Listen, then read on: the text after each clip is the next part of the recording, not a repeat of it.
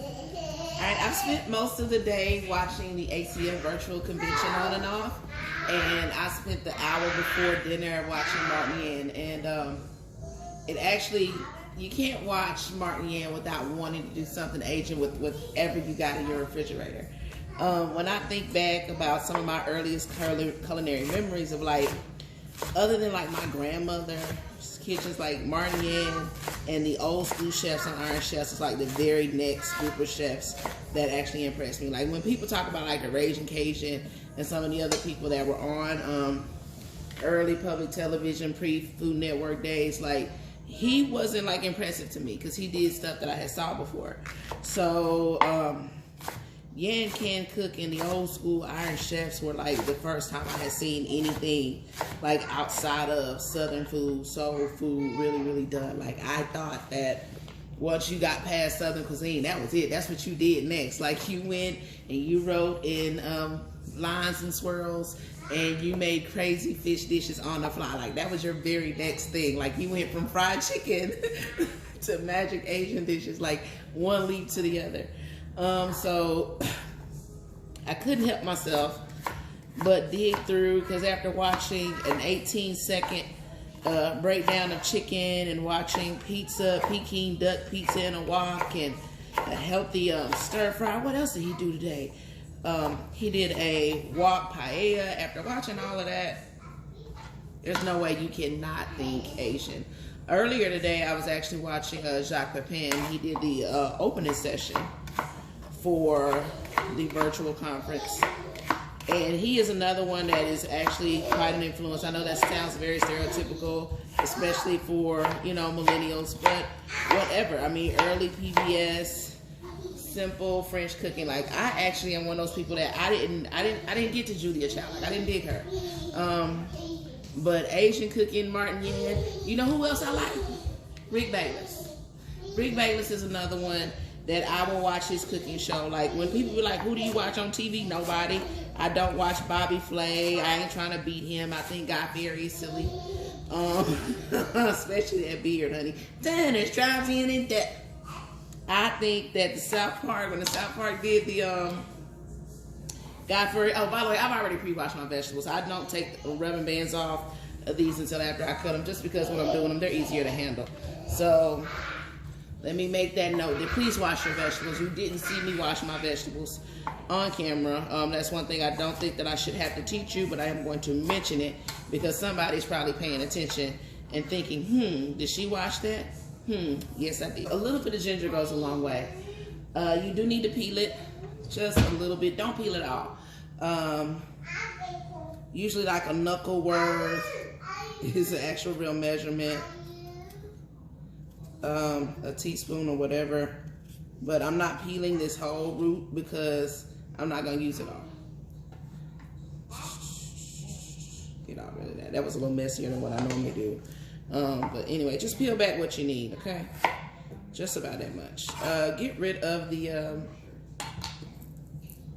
outer peel because that's not edible.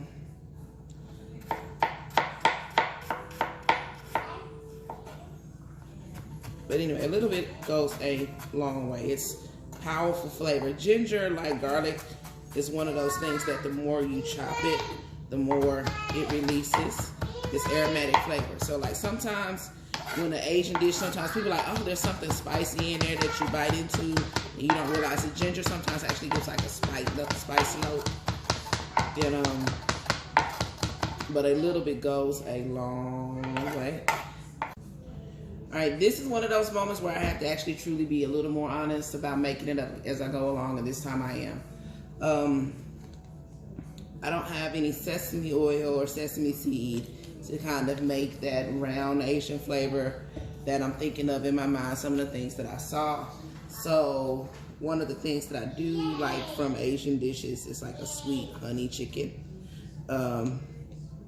So that's where I'm gonna push in my mind. I found some apricot jelly in the refrigerator that I think is gonna be really good in rounding out the flavor of the glaze, just so that I'm not stuck using just chicken. I mean, just honey. I'm gonna throw in some minced garlic in it. maybe not this beer. This beer is from for me. Maybe some of that chicken jelly. Stir it up, taste it. I think that's it. Just because I don't know. One thing I'm never ashamed of doing is using what I got. In here right now, I've got some apricot jam. I've got all the other stuff I told y'all about, the garlic, the whites from the green onions, chopped celery leaves, minced ginger. But I kind of want some other flavor. This is some pineapple tidbits. So, a little bit of pineapple juice. I wish I could tell y'all how much that was. But it's gonna taste good though. I think I'm gonna add a cornstarch slurry, to the end too. And this is actually not gonna marinate the chicken. I'm actually finish this with the sauce. I'm gonna saute the chicken on a real high heat and then just let this coat it so that I'm not braising the chicken in this sauce. I don't want it to lose any flavor from chicken juices rendering out. Like I've got it about where I want it. So I just let the heat from the cooking process plus a little cornstarch do this thing. I don't want it to take away from this nice glaze. It's actually doing something. All right, I've got 2 pans raging hot, one on the left, one on the right. One is for chicken, one is for my stir-fried vegetables. I actually already have my rice cooked in the steamer. Actually in my, shout out to the Pampered Chef pressure cooker, quick cooker. It did knock out my rice really quick. I'm doing the chicken. First of all, I know you cannot tell from this light, but this chicken is seasoned. It's just the seasonings on it is white. It's got onion, garlic, ginger, and cumin on it, so you really can't see that. I mean, you can see the few flecks of pepper, but I stay away from a lot of black pepper just because my sister is sensitive to spice. So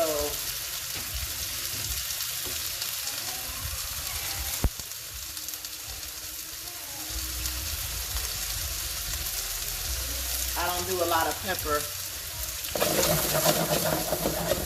on her food. On the other side, I got my vegetables started. That is the garlic, the onions, that's raging. Minced garlic and minced garlic and ginger. Throwing in my onions.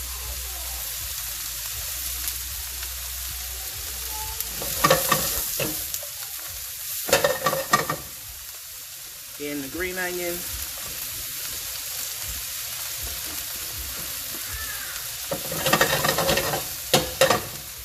And you know what? Just let it all in. Let it ride.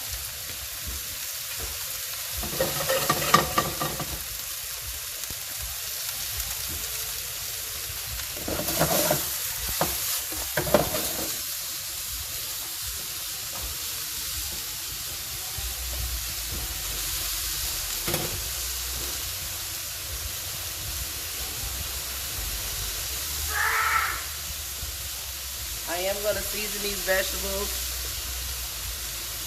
I can't help myself. I'm a firm believer in adding a layer of everything. Everything needs some salt and pepper. Everything, even your veggies, need a little bit, okay?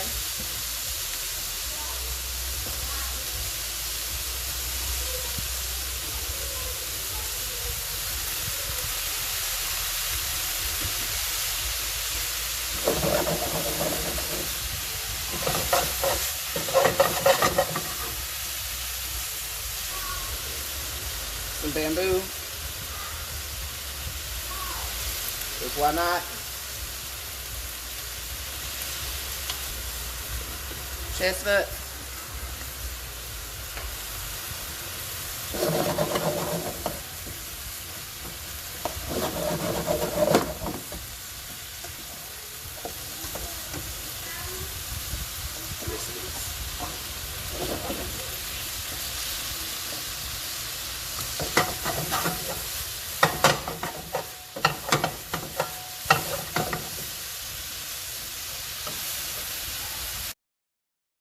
All I finished stir frying my veggies, and I've got my apricot chicken almost done. The only thing I think you didn't see was me add the sauce. Once the chicken was almost cooked, I did hit it with a little bit of the chicken jelly in both pans just to add a little more flavor to them. And this is a cornstarch slurry, and I'm just gonna hit it with a little bit of that to tighten everything up. Gotta give me a free hand, y'all. Excuse my life.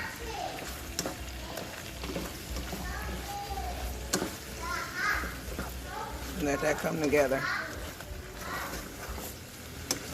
Alright, I need my hand back, y'all. Sorry.